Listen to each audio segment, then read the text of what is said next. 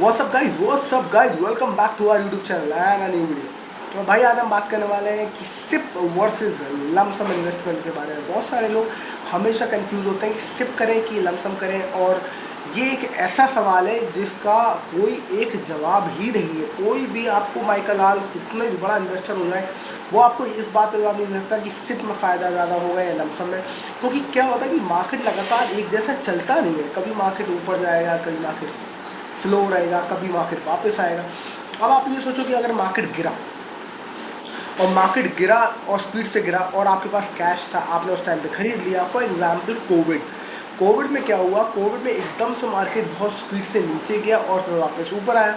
तो अगर आपके पास कैश था उस टाइम पे, कोविड के टाइम पे, और आपने जब मार्केट 7,000 चला गया था, जब दुनिया में त्राहीमाम बचा था दुनिया में, जब ये लग रहा था कि अब तो दुनिया ख़त्म होने वाली है, ह्यूमैनिटी ख़त्म होने वाली है, तो उस टाइम पे अगर आपके पास पैसा होता और 7,000 जब मार्केट पहुंच गया था, तब आपने लमसम इन्वेस्टमेंट कर लिया होता, तो आपका 1 2 3 महीने के अंदर ही पैसा डबल हो गया था ऑलमोस्ट। तो 6 महीने के अंदर जो पैसे की रिकवरी आई है, आपका पैसा 6 महीने में डबल हो गया।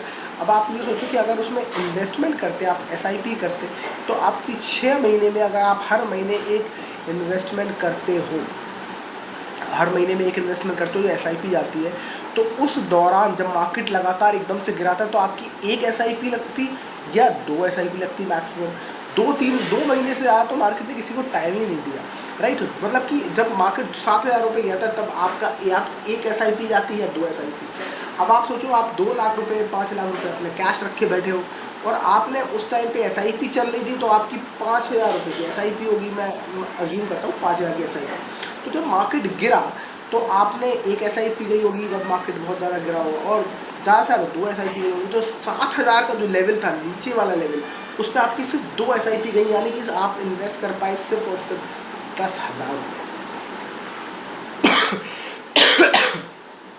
तो आप ये सोचो, 10,000 रुपये आप इन्वेस्ट कर पाए, जबकि ये मौका ऑफ अ लाइफ टाइम था। लाइफ टाइम का एक मौका था जब आप इन्वेस्ट कर सकते थे अच्छा खासा मोटा पैसा। पर आपके पास उस टाइम पे, क्योंकि SIP कर रहे थे आप, तो सिर्फ 10,000 रुपये लगा पाए आपके। उसके बाद जब मार्केट थोड़ा ऊपर था, तब आपकी कुछ SIP लगी होगी। जब मार्केट थोड़ा रिकवरी फेस में होगा, तब आपकी कुछ SIP गई होगी। तो भी हार्डली आपकी, मैं क्या मान लेता हूँ, 4 5 आपकी SIP गई होंगी, जो कि अगर एवरेज देखें तो 7,000 पे नहीं, पर 9 10 हज़ार का आपको प्राइस मिल जाएगा 4 5 SIP में। यानी कि आपकी टोटल पैसा लगा 50,000 रुपये मैक्सिमम।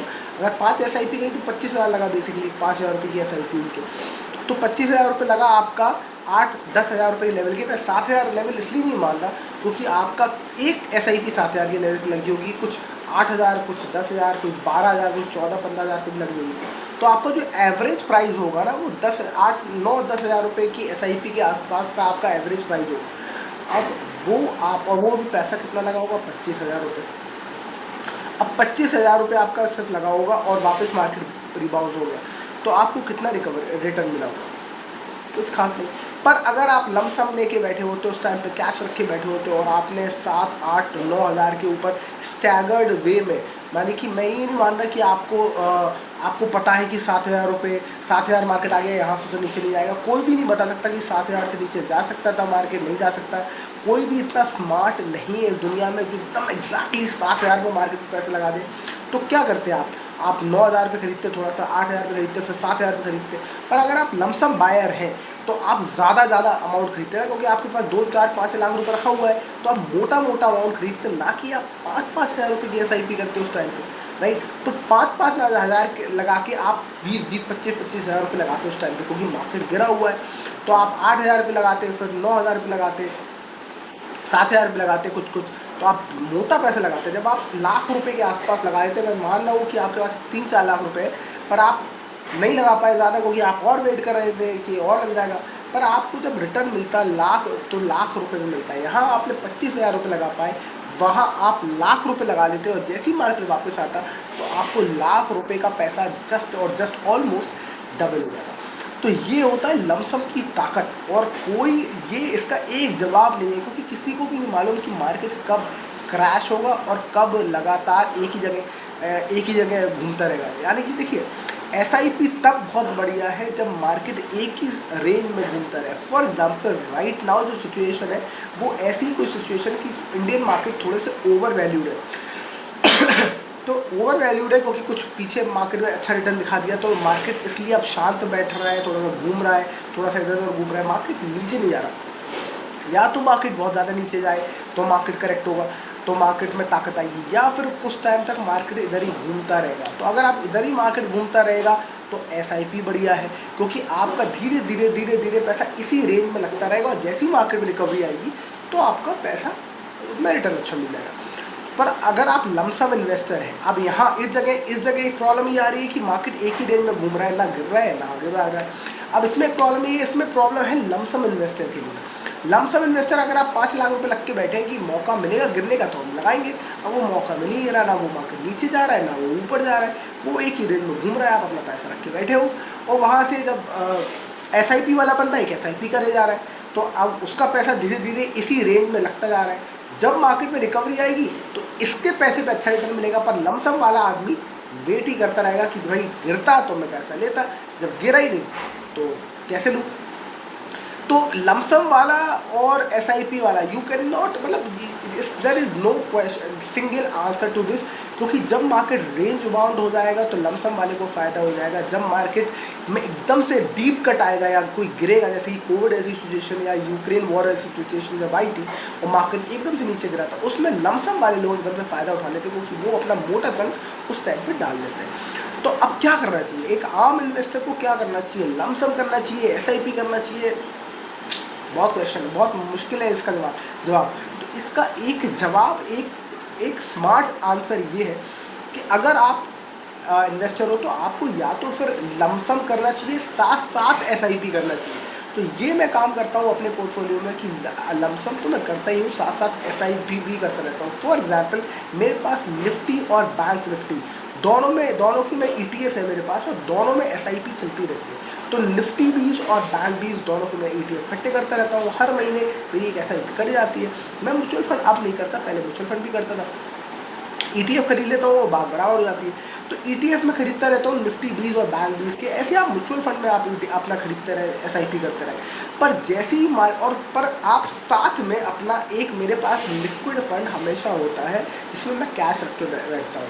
तो अगर आप लिक्विड फंड ले लें तो वो भी ठीक है, या फिर आप लिक्विड केस में इन्वेस्ट करते हैं, वो लिक्विड फंड की तरह ही होता है। जैसे लिक्विड फंड में आप पैसा निकालोगे जब पैसा, उसमें आपको 5-6% रिटर्न मिलता है, तो ठीक है, आपके पास पैसा पाग है, कुछ कैश आपके पास है ना, तो आपको ये तसल्ली रहती है, और उस कैश पे भी आपको थोड़ा सा इंटरेस्ट मिल रहा है, आपको ये तसल्ली रहती है।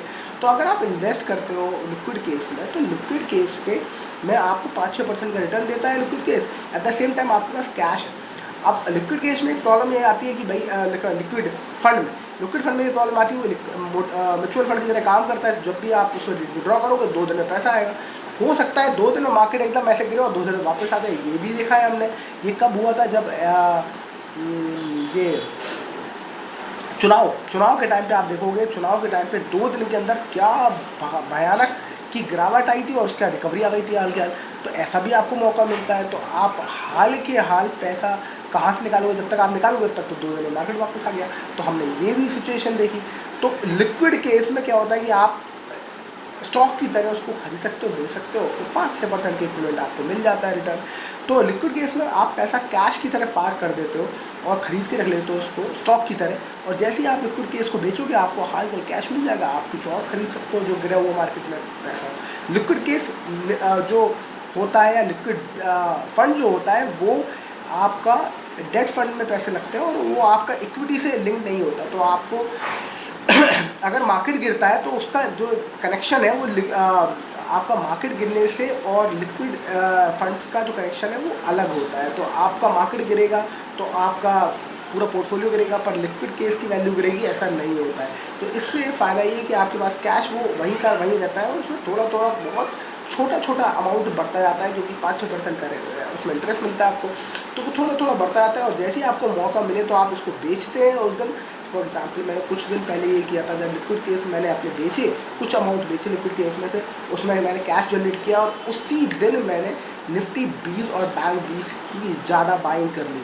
तो अब देखो आप, एसआईपी तो चली रही है हर दिन, निफ्टी 20 और बैंक 20 में, मतलब हर दिन नहीं, मतलब कि महीने की जो SIP चल रही है। पर जब भी मतलब डीप करेक्शन आए, जब भी कोई मार्केट में एकदम से इवेंट आए, जब मार्केट 3-4% एकदम में करेक्ट हो जाए, उस दिन आपको क्या करना है, उस दिन आपको लिक्विड केस में से पैसा निकालना है, या आप लिक्विड केस नहीं खरीदना चाहते तो अकाउंट में से पैसा निकालना है जो आपके पास कैश पड़ा है, उसमें से उठा के आपको बाइंग कर देनी है लमसम। ये एक लौता तरीका है जो आप अपना सकते हो हमेशा, क्योंकि मार्केट बहुत ही वॉलेटाइल है और मार्केट किसी को पता के नहीं आता कि कब गिरावट आएगी।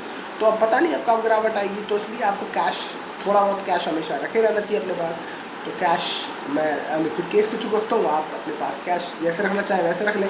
तो वो लिक्विड में से निकाल के आप हाल फिलहाल उसमें आप बाई कर सकते हो लमसम। तो ऐसे आप SIP का भी इस्तेमाल कर सकते हो और आप लमसम को भी यूज़ कर सकते हो। तो लमसम आपका फ़ायदा तब दे देगा जब आपको एकदम से डीप करेक्शन आएगी, एकदम से वहाँ कर दे देगा, तो आपके लमसम में फ़ायदा हो जाएगा। और SIP तो आपकी चल ही रही है हर महीने। तो जब जब मार्केट ऐसे ऐसे घूमता रहेगा, कहीं भी किसी रेंज में आपको थोड़ा थोड़ा तो उसकी यूनिट्स मिलते ही रहेंगे। SIP आप बोलोगे फिर लमसम कर लेते हैं, फिर SIP क्यों करते हैं? तो SIP इसलिए ज़रूरी है क्योंकि किसी को नहीं मालूम मार्केट में गिरावट आएगी भी कि नहीं आएगी। हो सकता है मार्केट एक ही रेंज में पिछले 2 साल तक 3 साल तक घूमता है, हो सकता है मार्केट वहीं, जैसे फॉर एग्जाम्पल अभी कुछ 1 महीने से ऑलमोस्ट 2 महीने से ऑलमोस्ट यही हो रहा है, थोड़ा सा मार्केट ऊपर जा रहा है, फिर नीचे आ रहा है, फिर ऊपर जा रहा है, और एक ही रेंज में मार्केट फंस के बैठ जाए, वहीं घूम रहा है, वहीं घूम रहा है, वहीं घूम रहा है। तो ऐसा हो सकता है कि 3 साल तक भी वहीं घूमता रहे। तो अगर आप वेट ही करते रहेंगे लमसम के लिए पैसा रख के लिक्विड केस में या लिक्विड फंड में, तो आपको 5-6% इंटरेस्ट मिलेगा बस।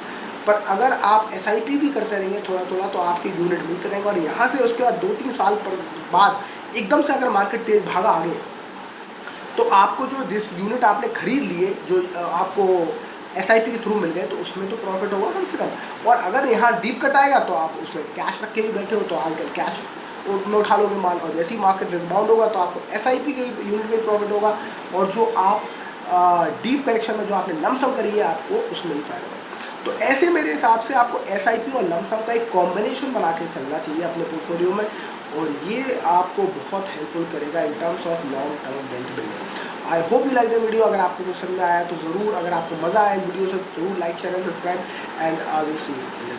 Thank you so much for watching.